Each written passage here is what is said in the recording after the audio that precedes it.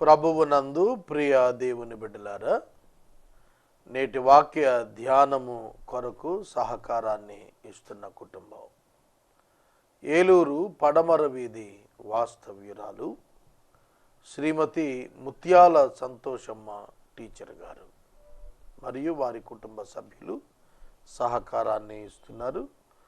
దేవుడు ఈ కుటుంబాన్ని దీవించి ఆశీర్వదించినట్లు ప్రార్థిద్దాము. ఎపిసోడ్ సహకారులు కావాలి, ప్రార్థించండి. మమ్మలను మిక్కిలిగా ప్రేమిస్తున్న మా ప్రియ పరలోకపు తండ్రి, మీ పరిశుద్ధ గణనామమునకు వందనాలు, స్తోత్రాలు. నేటి వాక్య ధ్యానం ద్వారా మాతో మాట్లాడము, మా ప్రేక్షకులను దీవించుము. ఎపిసోడ్ సహకారాన్ని అందించిన మీ దాసురాలు కొరకు ప్రార్థిస్తున్నాము. మీ కృపా, మీ సహాయము అనుగ్రహించుము. ఘనత, మహిమ, ప్రభావాలు మీరు పొందము. రక్షకుడైన యేసు నామమున ప్రార్థిస్తున్నాము తండ్రి, ఆమేన్. ప్రభువునందు ప్రియ దేవుని బిడ్డలారా, గత రాత్రి మనం మత్తయి సువార్త 18వ అధ్యాయం 11 నుండి 14 వరకు మనం ధ్యానించాము. మీకేమి తోచుచున్నది అనే ప్రశ్నకు ప్రభువు ఇచ్చిన కంక్లూజన్స్ మనం నిన్న చూశాము. మీకు ఏమి తోచుచున్నది అన్నప్పుడు you are answerable to God. మీరు చెప్పాలా, what do you think? If God asks you about anything like what do you think, what's your answer? ప్రభువు గనుక మిమ్మలను నీకేమి తోచుచున్నది, వాట్ డూ యూ థింక్ అని అంటే ఏం చెబుతాం? బైబిల్ గ్రంథంలో అనేకమైన విషయాల్లో ఈ ప్రశ్న మనం అన్వయించుకోవాలి. What do you think? దేవుడు అడుగుతున్నాడు మనల్ని, ఏమనుకుంటున్నారు మీరు? యేసు తనను గురించి ప్రజలు ఏమనుకుంటున్నారో ఎంక్వైరీ చేశాడు. తన మాటలను గురించి ఏమనుకుంటున్నారు, తన యొక్క ఉపమానాలు ఎలా అర్థమవుతున్నాయో ఆయన ఎంక్వైరీ చేసుకున్నాడు. క్వశ్చనింగ్ పీపుల్, ప్రజలను ఆయన ప్రశ్నిస్తూ వెళ్ళాడు. బైబిల్లో నేను కొన్ని రోజులు క్వశ్చన్స్ ఆస్క్డ్ బై జీసస్, యేసు అడిగిన ప్రశ్నలు అనే శీర్షికన కొన్ని ప్రసంగాలు చేశాను. ఒక స్థలంలో చాలా ప్రశ్నలు, యేసు అడిగిన ప్రశ్నలు, అదే నా టాపిక్. అదే చాలా రోజులు ప్రసంగాలు చేశాను దాని మీద. కనుక యేసు అడుగుతున్న ప్రశ్నకు మనం జవాబు చెప్పి తీరాలి. కనుక ప్రభు మన నుంచి కోరుతున్నది ఏమిటంటే, ఈ ప్రశ్న అడుగుతున్నప్పుడు you must be aware of the attributes of God and the doctrines of his teaching. దేవుని గురించిన అవగాహన, ఆయన వాక్యమును గుర్చినటువంటి సంపూర్ణమైనటువంటి గ్రహింపు నీవు తప్పక కలిగి ఉండాలి. చూడండి, ఒక ఓరల్ ఇంటర్వ్యూ, మనం ఇంటర్వ్యూ ఫేస్ చేసినప్పుడు ఇంటర్వ్యూ చేసేవారు చేయబడుతున్న వాడిని ప్రశ్నలు అడుగుతారు.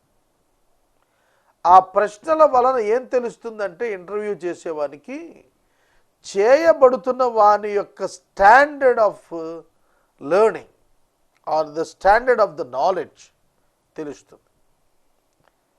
ఏ టాపిక్ అయినా, ఐఏఎస్ అని ఉంది మనకు, ఇండియన్ అడ్మినిస్ట్రేటివ్ సర్వీస్, అత్యున్నతమైనటువంటి ఉద్యోగం ఐఏఎస్లోనే ఉంది. కలెక్టర్ పోస్ట్ చేసేవాళ్ళు ఐఏఎస్ కంప్లీట్ చేస్తారు, ఐఏఎస్గా వాళ్ళు సెలెక్ట్ అవుతారు. కనుక అత్యున్నతమైనటువంటి ఆ ఉద్యోగానికి వెళ్ళే వ్యక్తులకు 3 పరీక్షలు: ప్రిలిమ్స్, మెయిన్స్ అండ్ ఇంటర్వ్యూ. ప్రిలిమ్స్లో మ్యాక్సిమం ఫిల్టర్ అయిపోతారు, మెయిన్స్లో ఇంకా ఫిల్టర్ అయిపోతారు. 1:4 or 2 పిలుస్తారు. ఒక పోస్ట్ ఉంటే 4 లేదా 3 లేదా ఎంతని పిలుస్తారు. అంత ఫిల్టర్ అయిపోతారు. దేశంలో లక్షల మంది రాస్తారు. ఇంటర్వ్యూకి 1000 పోస్టులు ఉంటే 3000 4000 లోపల ఆడతారు. అన్ని లక్షల మందిలో ఎవరు బారు ఫిల్టర్ చేస్తారు. అక్కడికి వెళ్ళిన తర్వాత వాళ్ళను చాలా తరవుగా మంచి ప్రశ్నలు, చాలా సూక్ష్మ బుద్ధి వినియోగించే ప్రశ్నలు వాళ్ళు ఫ్రేమ్ చేస్తారు. ఎందుకంటే వాళ్ళు జిల్లాను పరిపాలించాలి, ఒక శాఖను వాళ్ళు ఆర్గనైజ్ చేయాలి, ఎంత ఇంటెలిజెంట్గా ఉండాలి వాళ్ళు. కనుక వాళ్ళని చాలా పరీక్షిస్తారు. ఆ పరీక్షలో రకరకాల కోణాలు, అందులో ఇంటర్వ్యూ చేసేవాళ్ళు ప్యానల్ ఉంటుంది, దానిలో ఉంటారు. ఎందుకు ఈ ఉదాహరణ చెప్పానంటే, they must be proved as not only intelligent but in many aspects they must be proved. ఒక తెలివితేటలే కాదు, సమయస్ఫూర్తే కాదు, ఇంకా అనేక విషయాల్లో వాళ్ళు రుజువు కావాలి. నాయకత్వంలో, అడ్మినిస్ట్రేషన్లో, డెసిషన్ మేకింగ్లో, తరువాత డిజాస్టర్ మేనేజ్మెంట్లో, అట్లా అన్నింటిలో కూడా వాళ్ళను పరీక్ష చేసుకొని చూసుకున్న తర్వాత ఆ పోస్టింగ్కి సెలెక్ట్ చేస్తారు, మళ్ళీ ట్రైనింగ్ ఇస్తారు. ప్రభువు కూడా తన బిడ్డలు ఎలా ఉండాలని కోరుతున్నాడంటే తన వలే ఉండాలి, కంప్లీట్ మ్యాన్గా మనం ఉండాలి. నేను ఎప్పుడు చెబుతాను, అసలు ఏసే పరిష్కారంలో గనక నేను వాక్యం చెప్పకపోతే నేను మనిషిలా బ్రతికేవాడిని కాదేమో, నేను పశువులా బతికేవాడిని. నాకు ఎప్పుడు అనిపిస్తుంది, ఈ ప్రోగ్రాం ఎవరికి దీవెనో నాకు తెలియదు, కానీ నా ఒక్కడికి మాత్రం దీవెనే. మొట్టమొదట వాక్యం వినేది ఎవరో తెలుసా? మీకు 9 నుంచి 9:30 ప్రసారం వచ్చే వరకు మీరు వినలేరు. కానీ నేను రికార్డింగ్ స్టూడియోలో కెమెరా ముందు కూర్చొని మాట్లాడుతున్నప్పుడు దేవుడు నాతో మాట్లాడుతున్న సందేశం మొదట వినే లిజనర్ నేనే.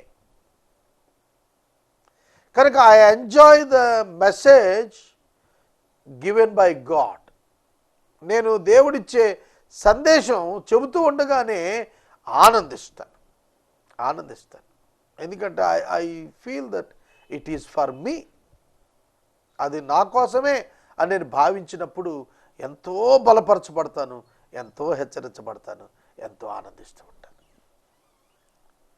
కనుక దేవుడు మనలను సంపూర్ణులుగా ఉండాలని, జవాబిచ్చే స్థాయిలో మనం ఉండాలని కోరుతున్నాడు. ప్రభు ప్రశ్నలు ఎందుకు వేస్తున్నా అంటే నిన్ను ఒక స్థాయిలో నిలబెట్టాలి, అందుకే ఆయన ఆ ప్రశ్నలు వేస్తున్నాడు. సోదరుడా, సోదరి, నీకేమి తోచుతున్నది? నీకు అవగాహన కావాలి. నేను క్రిస్టియన్ సొసైటీ ప్రజెంట్ డేస్లో ఉన్నదాన్ని ఎంత నిశితంగా పిన్ టు పిన్ ఎంత పరిశీలించి మాట్లాడుతుంటానో మీకు ఒక్కసారి కోపం కూడా రావచ్చు. ఏమిటి ఇట్లా మాట్లాడుతున్నాడు, ఓపెన్గా మాట్లాడుతున్నాడు అని. దేవుని యొక్క ఉద్దేశాలు ఎరిగిన తరువాత వాటిని గురించి మాట్లాడే విషయంలో నేను ఎన్నడూ కలత చెందలేదు, సిగ్గుపడలేదు, రాజీ పడలేదు. నేను అది నా బాధ్యతగా ఎంచుకున్నాను. ఒక బోధకునికి నా బాధ్యతగా నేను నిర్ణయం చేసుకున్నాను. ఎందుకు ఈ విషయాలు నేను మీతో ముచ్చటిస్తున్నానంటే, దేవుడు మనలను గూర్చి ఏం ఆశిస్తున్నాడు, మన నుండి ఏం ఆశిస్తున్నాడంటే దైవ వాక్యాన్ని గూర్చిన మన గ్రహింపు ఫీడ్బ్యాక్గా ఆయనే అడుగుతున్నాడు. ఆయనకి తెలీదా మీకేమి తోచుతున్నది అంటే? ఆయనకు తెలియదా మనకేం తోస్తోందో, మనకేం అభిప్రాయం ఉందో, మనం ఎంతవరకు గ్రహించామో ఆయనకు తెలియదా? ఆయనకు తెలుసు, మీకేం తెలుసు. అది నాకు తెలుసు, కానీ మీ సంగతి మీకు తెలిసిందా? మీ సంగతి అనే ప్రశ్న కనిపించింది నాకు అందులో. పరిశుద్ధ బైబిల్ గ్రంథంలో ఇంత గొప్ప సందేశం ఉందా అనేది ఇప్పుడిప్పుడే తెలుస్తోంది నాకు. ఇప్పుడు 5241 ఎపిసోడ్లో ఉన్నా. నా 10,000 ప్రసంగం వినాలనుంది నాకు. ఒకసారి నాకు 60 ఏళ్ళు వచ్చేస్తాయి అప్పటికి. నేను 10,000 ప్రసంగం చేస్తే ఆ రోజున నేను అనుకుంటాను, ఖచ్చితంగా అనుకుంటాను అనేది నా భావన. నేను చెబుతున్నాను, I knew nothing from Bible. I knew nothing, I'm zero. నేను వ్యర్థున్నది తెలుసుకుంటాను. మీకేమి తోచుతున్నది అంటే, ప్రభువా నాకేమి తెలియదు, నేను వ్యర్థున్నది తోస్తుంది నాకని చెప్తాను. నేను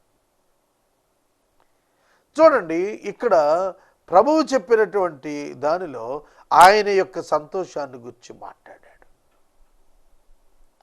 ఒక యజమానుడు పోగొట్టుకున్న దాన్ని సంపాదించుకున్నప్పుడు కలిగిన సంతోషాన్ని గురించి మాట్లాడుతూ, పరలోక రాజ్యంలో అత్యధిక ఆనందకరమైన సంఘటన ఏమిటంటే పాపి రక్షణ.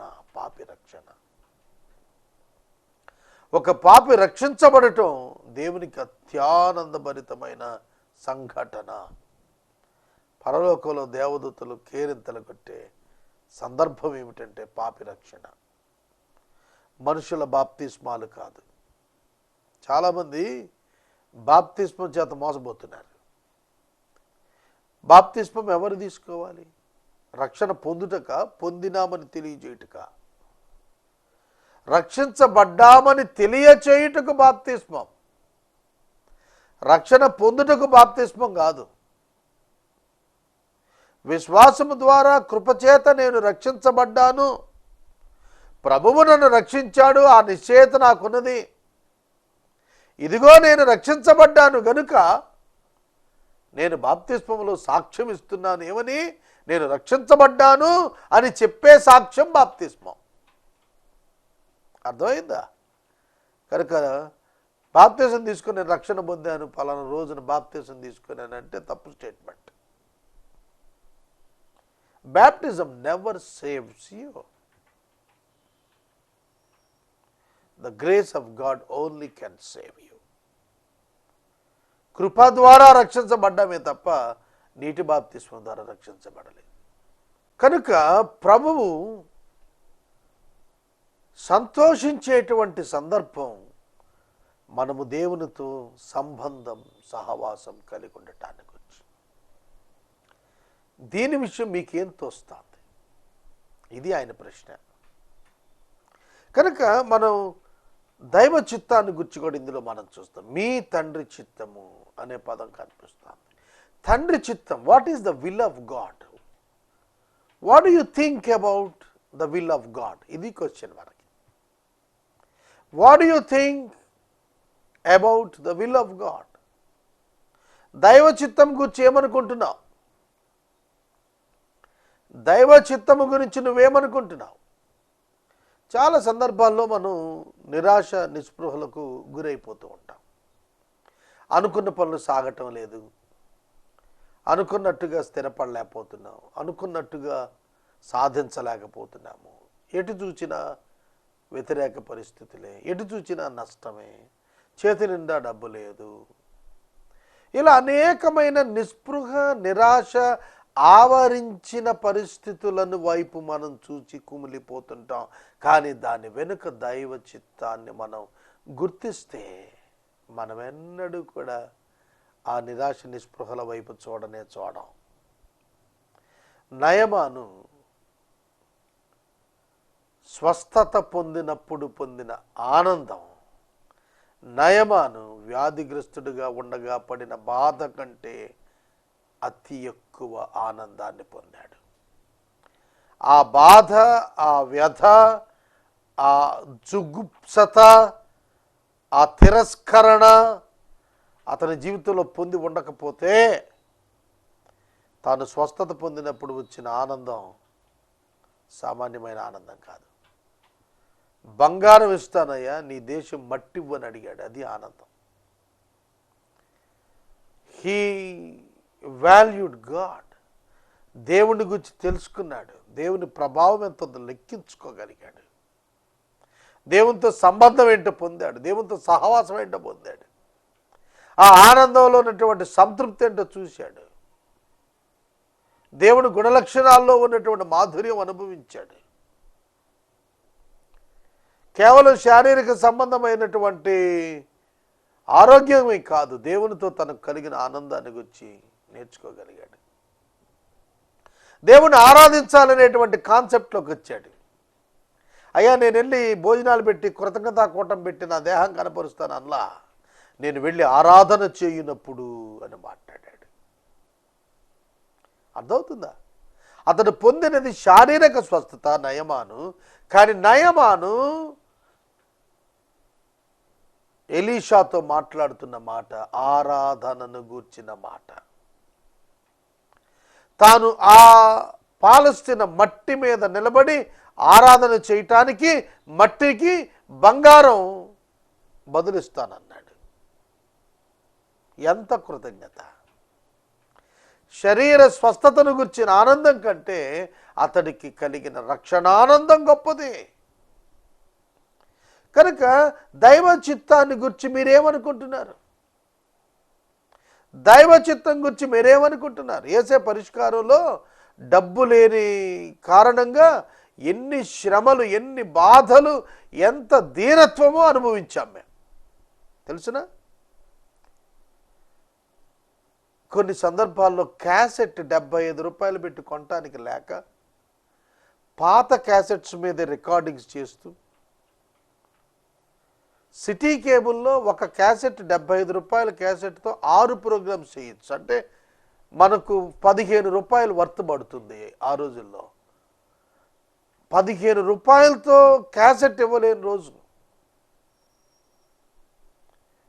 షెల్స్ 5 రూపాయలకి అమ్మేవాళ్ళు ఆ రోజుల్లో. ఒక టేప్ కొనేవాడిని, 75 రూపాయల టేప్.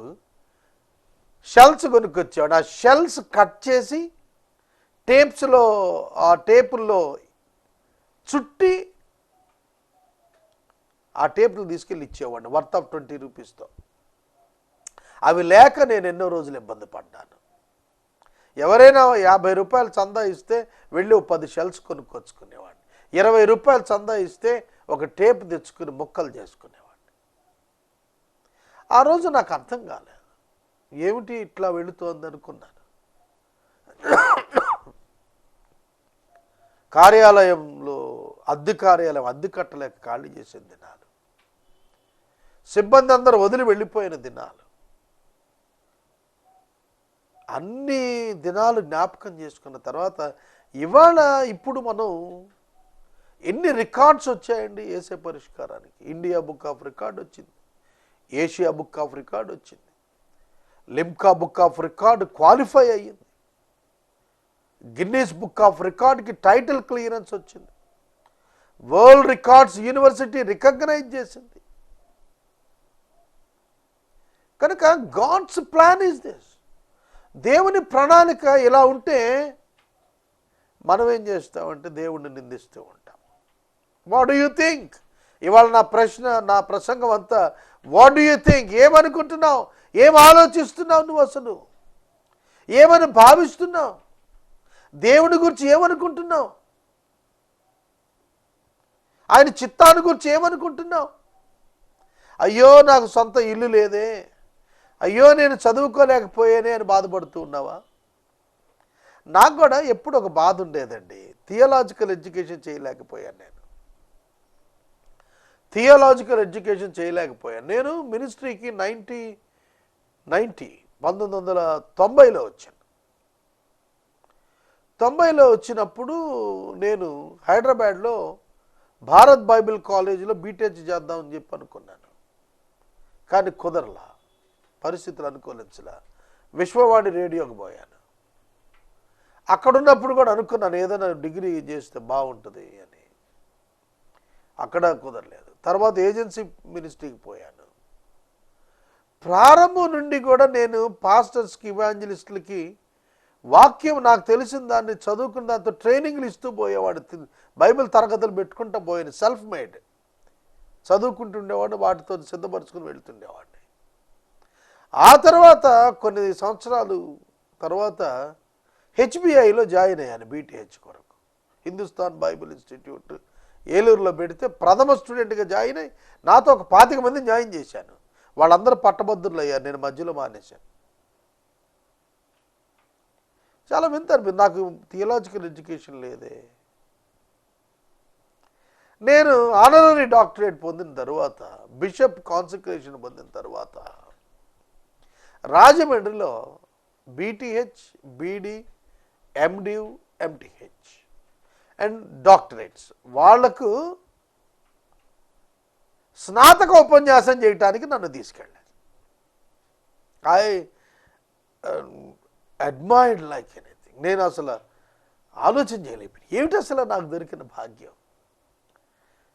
పట్టభద్రులందరికీ, మహాపట్టభద్రులు మామూలుగా కదా, పోస్ట్ గ్రాడ్యుయేట్స్ కదా థియాలజీలో, వాళ్లకు స్నాతకోపన్యాసం అంటే వాళ్ళు పట్టభద్రులు అవుతున్నప్పుడు వాక్యం చెప్పాలి వాళ్ళకి. అది నేను చాలా సులువుగా చెప్పగలిగిన వాక్యం. ఆ రోజు నేను చెబితే డాక్టరేట్స్, పోస్ట్ గ్రాడ్యుయేట్ థియాలజియన్స్ అందరూ కూడా వచ్చి గ్రేట్ సబ్జెక్ట్ డీల్ చేశారు బ్రదర్ అని చెప్పారు. సో నేను ఎందుకు చెబుతున్నానంటే, దేవుడు నాకు అవకాశం ఎందుకు ఇవ్వలేదు నాకు అర్థం కాలా. ఎందుకు ఇవ్వలేదు తెలిసిన, ఆనాడు అపోస్తులు పామరులే, దే రోడ్ ద బైబిల్. ఇవాళ నేను ఒక విధంగా పామరుడినే బైబిల్లో. కానీ దేవుడు ఒక హిస్టారికల్ ఈవెంట్ ఎస్టాబ్లిష్ చేయటానికి నన్ను సాధారణమైన వ్యక్తిగానే ఉంచాడు. సాధారణమైన వ్యక్తిగానే ఉంచాడు. What do you think of the will of God? ఏమనుకుంటున్నారు? అలాగే చదువుకోవాలనుకున్నాను, చదువుకోలేకపోయాను. ఇప్పటికీ చదువుకోవాలని ఆశ, కానీ చదువుకోలేను. ఇప్పటికీ చాలామంది అడుగుతారు, మీరేమేమి కామెంటరీ ఫాలో అవుతారండి, మీరేమేమి చదువుతారు, మీరు ఎంత బాగా చదువుతారు. నేనేమి చదవను. నేను వస్తాను, నా పనులన్నింటిలో ఏది మానుకొని వస్తాను, బైబిల్ ధరిస్తాను, నా కళ్ళ ముందు పెట్టుకుంటాను. I will start speaking. నేను మాట్లాడటం మొదలెడతాను. ఆ తర్వాత నాకు తెలియదు, అర్ధగంట అయిన తర్వాత మీ ప్రసంగ సమయం ముగిసిందనే సంజ్ఞతో నేనే ముగించేస్తాను. I don't know what I speak. నేనేం మాట్లాడతాను నాకు తెలియదు. I never prepared for that. నేను ఈ ప్రశ్న ఒక్కదాని మీదే చెబుతున్నాను కనుక నా వ్యక్తిగత విషయాలు సాక్ష్యంగా మీ ముందుంచుతున్నాను. మీరేమనుకుంటున్నారు దేవుని చిత్తాన్ని గురించి? మీ అబ్బాయి చదువు, మీ అమ్మాయి వివాహం, మీ ప్రమోషన్, మీ కోర్టు తగాదా, మీకు సంతానం లేకపోవటం, లేదు మీరు అప్పులు పాలైపోవటం, ఇవన్నీ చూస్తున్నప్పుడు what do you think of the will of God in your life? ఏమనుకుంటున్నారు మీ జీవితంలో? చాలామంది బోర్డులు పెట్టేస్తున్నారు, కన్నీరు తుడుచు స్థలం, పరలోకపు ఆనందం దొరుకు స్థలం. Don't be deceived. God has a plan for you in your life. దేవునికి ప్రణాళిక ఉండి నడిపిస్తున్నాడు తప్ప నీ జీవితాన్ని ఇట్ట బోర్డులు పెట్టిన చోటకి వెళ్ళి తృప్తి చెందమని కాదండి. కనుక నేను మనవి చేస్తున్నాను, whatever the situation, conditions maybe, ఎటువంటి పరిస్థితులు, ఎటువంటి స్థితిగతులైనా రానియండి, do not be discouraged. God has a plan for you. ఈ బైబిల్ నుంచి నేను కొన్ని వందల ఉదాహరణలు చూపించగలుగుతా. నాకు ఎప్పుడు ఆశ్చర్యం కలిగించేటువంటి లైఫ్ హిస్టరీ సంసోను. సంసోను యూదుడయ్యుండి, ఇజ్రాయేలీయుడయ్యుండి, అతడు ప్రేమించిన స్త్రీలందరూ అన్యులే. అతని బలహీనత, అతని యొక్క బలహీనతలో అతడు ఎంత కూరుకుపోతూ వెళ్ళాడంటే ఆఖరికి గుడ్డివాడైపోయి ఆ దేవత స్తంభం, ఆ మందిరం మూల స్తంభం దగ్గర ఆ స్తంభాన్ని వాటేసుకొని ప్రార్థన చేస్తున్నాడు. బలహీనుడైపోయి, శక్తిహీనుడైపోయి, దేవా నన్ను జ్ఞాపకం చేసుకుని ఒక్కసారి నాకు అవకాశం అయ్యాడు. God knows everything of the life of the Samson. ఆ ఒక్క దినం అతడు చంపినంత మంది, అందులో సంసోను కూడా చనిపోయాడు, దట్ ఈస్ డిఫరెంట్ ఇష్యూ. కానీ ఒక న్యాయాధిపతిగా తన డ్యూటీ తాను ఆ రోజు చేసినట్టు తన జీవిత కాలంలో ఎప్పుడూ కూడా అంతకంటే ఎక్కువ నెంబర్ ఎప్పుడు కూడా అతను చంపలేకపోయాడు. 1000 మందిని పచ్చిగాడిద దవడ ఎముకతో చంపిన సంసోను గుడ్డివాడై బలహీనుడైన తరువాత చంపినంతటి ఎక్కువ సమూహం, ఫిలిస్తీ సమూహం మరెన్నడూ చంపలేదు. ఆ తరం తర్వాత చాలా కాలం వరకు ఫిలిస్తీన్ల దాడి ఇశ్రాయేలులకు లేకుండా చేయగలిగాడు. అతని యొక్క ఫెయిల్యూర్స్లో నుంచి దేవుడు ఒక గ్రేట్ సక్సెస్ నడిపించుకుంటూ వచ్చేసాడు. నా జీవితం కూడా అంతే. All are my failures. I'm failure in fund raising, I'm failure in administration, I'm failure in technicality, I'm failure in reading, I'm failure in many things. But God has established his will in my life. మీకేం తోస్తుంది? మీ తండ్రి చిత్తం తెలుసా? చిన్నవాడు కూడా నశించడం ఇష్టం లేదు.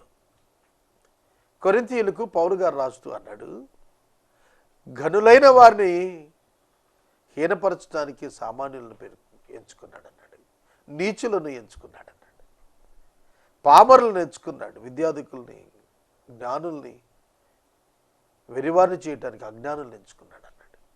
ఆ కోవకు పర్ఫెక్ట్గా ఫిట్ అవుతాను నేను. లోకంలో చాలామంది గొప్ప గొప్ప బోధకులు ఉన్నారు, గొప్ప గొప్ప బోధకులు అండి, టాప్ స్కాలర్స్, ట్రైన్డ్ స్కాలర్స్ ఉన్నారు. మరి నేను ఏమీ లేనివాడిని. నేను హైదరాబాద్లో మొన్న ఒక వివాహంలో వాక్యం చెప్పడానికి వెళ్ళాను. 20 days ఐ ట్రైడ్. చాలా చదవాలనుకున్నాను, వీలుగాల. ఎన్నెన్నో ఊహించాను, వీలుగాల. బస్సులో సిద్ధం చేసుకుందాం అనుకున్నాను, తర్వాత అనుకున్నాను. నేను నిలబడిన తర్వాత నేను చెప్పిన వాక్యం,